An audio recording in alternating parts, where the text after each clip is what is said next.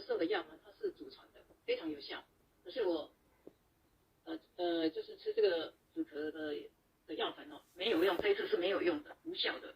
那我更清楚说，这不是一般的咳嗽，那就是新冠肺炎来了，终于遇上了。然后我就用什么方法呢？我就想说，多喝维他命 C 啊，什么柠檬、蜂蜜啊，多吃水果啦，香蕉什么的。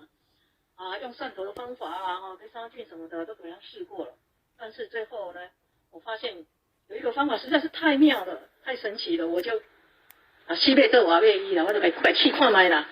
结果呢，就是绿茶加柠檬，按柠檬用热开水冲泡，然后喝下去，没想到整个喉咙胸口都舒服了，就稳住咯，就不再咳咯，就控制咯。然后1个小时以后呢，我身体就出汗了，就冒汗出来就排毒咯。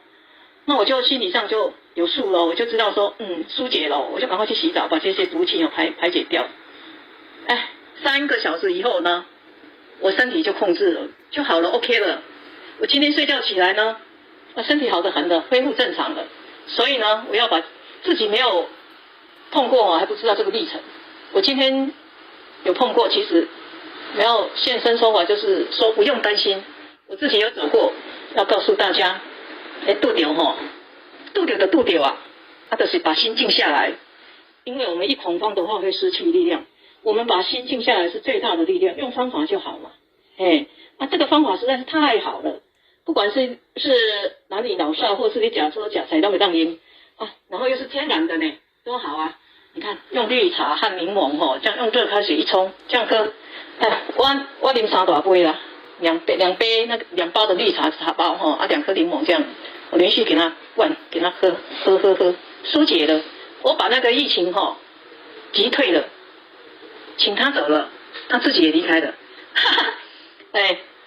终究呢，我们要有方法，不是安尼等你安尼惊一等不如面对它。嗨，大家好，跟你们报告一个新冠疫情的事情。